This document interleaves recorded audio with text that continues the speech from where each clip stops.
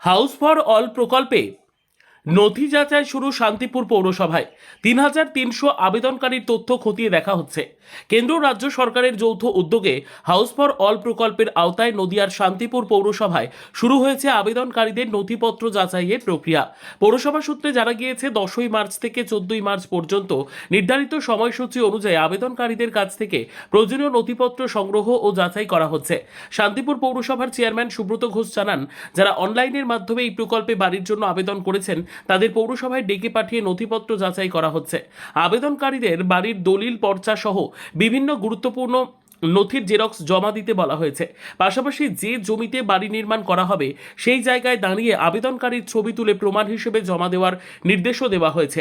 পৌরসভা সূত্রে আরও জানা গিয়েছে, শান্তিপুর পৌরসভার 1 নম্বর থেকে 24 নম্বর ওয়ার্ড পর্যন্ত মোট প্রায় 3,300 জন আবেদনকারী এই প্রকল্পে অনলাইনে আবেদন করেছেন। বর্তমানে পর্যায়ক্রমে প্রত্যেক আবেদনকারীর তথ্য ও নথিপত্র খতিয়ে দেখা হচ্ছে। সরকারি নির্দেশিকা ও নির্ধারিত গাইডলাইনের ভিত্তিতে যোগ্য আবেদনকারীদেরই প্রকল্পের আওতায় ঘর দেওয়া হবে। চেয়ারম্যান আরও জানান, এই প্রকল্পে কেন্দ্র ও রাজ্য সরকার উভয়ই আর্থিক সহায়তা প্রদান করে। একটি ঘর তৈরির জন্য কেন্দ্রীয় সরকারের পক্ষ থেকে প্রায় 1,50,000 টাকা এবং রাজ্য সরকারের পক্ষ থেকে প্রায় 1,92,000 টাকা দেওয়া হয়। এছাড়া উপভোক্তাকে নিজস্বভাবে প্রায় 25,000 টাকা দিতে হয়। সব মিলিয়ে একটি ঘর তৈরির জন্য মোট প্রায় 3,68,000 টাকার আর্থিক সহায়তা পাওয়া যায়। তবে বর্তমান বাজার দরের কারণে অনেক ক্ষেত্রে উপভোক্তাদের নিজস্ব তহবিল থেকে অতিরিক্ত অর্থ ব্যয় করতে হচ্ছে। এদিকে 22 নম্বর ওয়ার্ডের বাসিন্দা সাব্বির আলী শেখ জানান, তিনি প্রায় 1 বছর আগে এই প্রকল্পে আবেদন করেছিলেন। আগে অনলাইনে আবেদন করার বিষয়ে তিনি অবগত ছিলেন না। আজ তিনি সমস্ত প্রয়োজনীয় নথিপত্রের জেরক্স জমা দিতে এসেছেন। তার আশা, সবকিছু ঠিকঠাক থাকলে তিনি এই প্রকল্পের মাধ্যমে একটি ঘর পাওয়ার সুযোগ পাবেন। প্রশাসনের পক্ষ থেকে জানানো হয়েছে, স্বচ্ছতা বজায় রেখেই ধাপে ধাপে সমস্ত আবেদন যাচাই করা হবে এবং যোগ্যদেরই প্রকল্পের সুবিধা দেওয়া হবে। সৈয়দ জাফরের রিপোর্ট, সুন্দর বাংলা নিউজ। কতদিন আগে আবেদন করেছিলেন? 1 বছর আগে। হ্যাঁ, 1 বছর আগে। তার আগে করেননি কেন? আমি জানতাম না যে অনলাইনে আবেদন করা যায়। তো এখন এখানে এসে কি করতে এসেছেন? এই যে আমি জেরক্সগুলো জমা দিতে এসেছি। আচ্ছা, কি করে জানতে পারলেন সেটা এখানে জমা দেওয়া হবে? কারোর সাথে জানিয়েছিল। আচ্ছা, জমা দিচ্ছেন, কি আশা করছেন?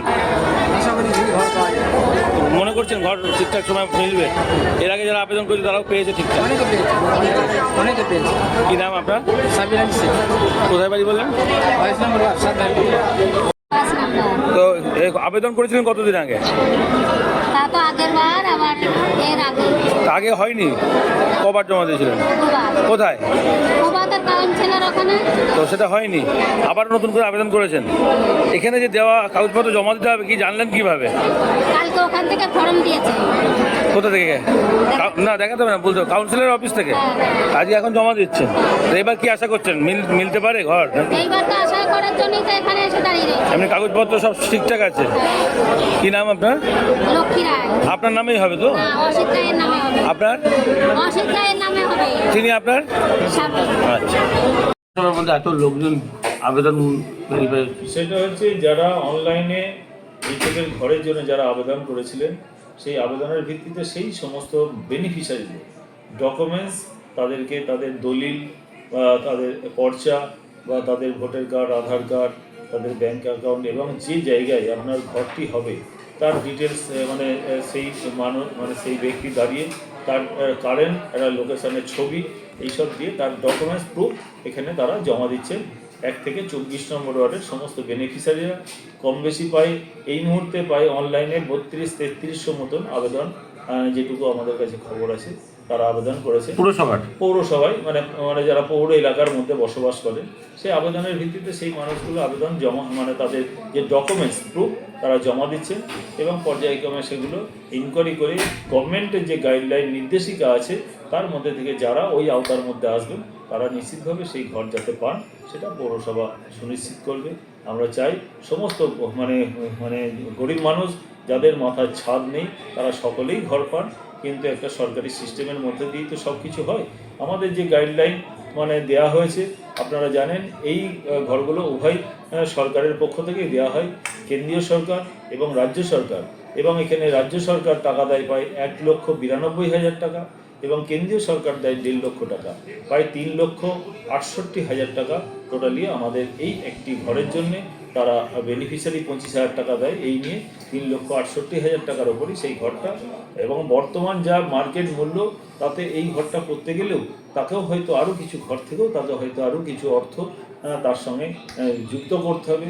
কারণ আপনার ঘর আপনি নিজে করবেন, আপনি নিজে হাতে করে করবেন, স্বাভাবিকভাবে আপনার ঘরটা যাতে দীর্ঘদিন আপনি আপনার মতন করে নিতে পারেন, সেটা নিশ্চয়ই বেনিফিশিয়ারি সেই চেষ্টাই করবেন।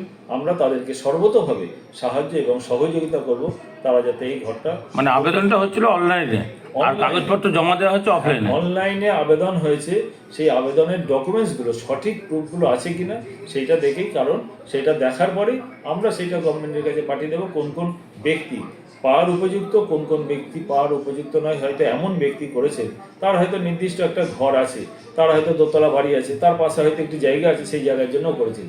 তার পাশেই হয়তো একজন প্রতিবেশী আছে হয়তো খুবই নিডি গরিব মানুষ, তারা হয়তো একটা টিনের চালা বা টালির চালা আছে, সেই ব্যক্তিকে আমরা আগে অগ্রাধিকার দিতে হবে।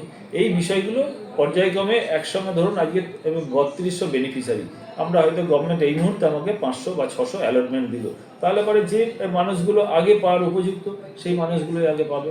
ঠিক সেই কারণেই মানে অগ্রাধিকারের ভিত্তিতে লিস্ট তৈরি করা হবে। একদম, মানে গরিব মানুষ তারা যাতে প্রত্যেকেই মাথার ওপর তাদের মানে ছাদ দিতে পারেন, ঘর করতে পারেন, নিজের ঘর নিজে করতে পারেন। এই আবেদনের প্রক্রিয়া কি সারা বছরই চলে অনলাইনে? অনলাইনে তারা আবেদন করছেন, আর আবেদনের ভিত্তিতে সেই পেপারসগুলো আমরা ডকুমেন্টসগুলো জমা নিচ্ছি।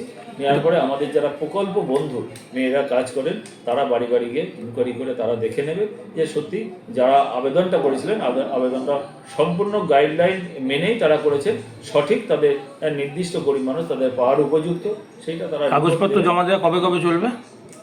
আজকে 10 তারিখ, 11 তারিখ, 13 তারিখ এবং 14 তারিখ, এই 4টে দিন এখানে পর্যায়ক্রমে এই ব্যাপারে মানুষকে সচেতন মানে আমরা সমস্ত ওয়ার্ডের কাউন্সিলরদের আমরা ইতিমধ্যেই আমরা অবগত করেছি, কাউন্সিলরদের জানানো হয়েছে, আমাদের সেই গ্রুপেও দেওয়া হয়েছে, মিডিয়া গ্রুপেও আমরা দেওয়া হয়েছে, মিডিয়া গ্রুপেও আমরা দিয়ে দিচ্ছি, সাধারণ মানুষ যেন জানতে পারে, সাধারণ মানুষ এসে তাদের আবেদনপত্রটি তারা সঠিকভাবে তথ্য দিয়ে যারা জমা দিচ্ছেন তাদেরও আমরা যে আপনি জমা দিচ্ছেন কোন সিরিয়ালে আপনার জমা পড়ছেন সেই সিরিয়াল নাম্বারটাও আপনাকে দিয়ে দেওয়া হচ্ছে, পরবর্তীতে যাতে আমরা সঠিকভাবে দেখতে পারেন। সে আগে যাদের আবেদন করা ছিল বা কাগজপত্র জমা দেওয়া ছিল সেগুলো কি বেশিরভাগ ক্ষেত্রে হয়ে গেছে?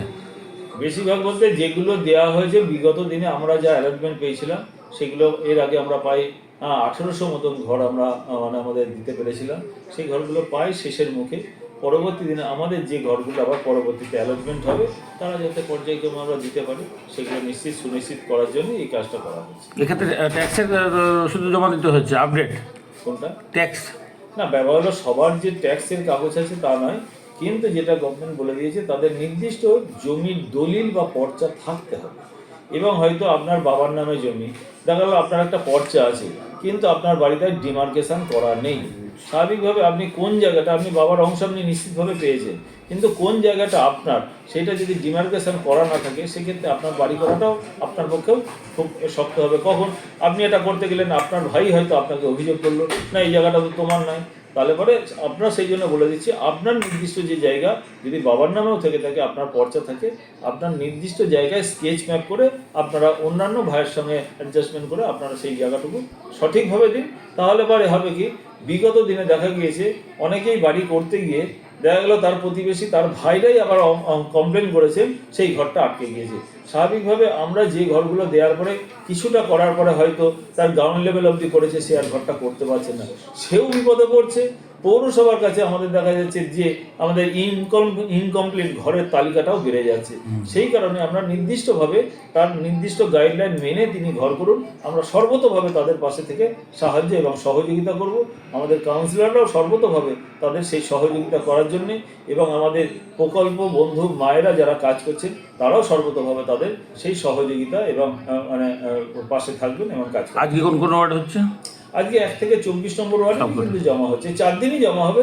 অল 24টা ওয়ার্ডেরই মানুষরা এসে যারা আবেদন করেছেন সমস্ত পেপারস দিয়ে তারাই কিন্তু এই আবেদনের কপিগুলো তারা জমা দেবে।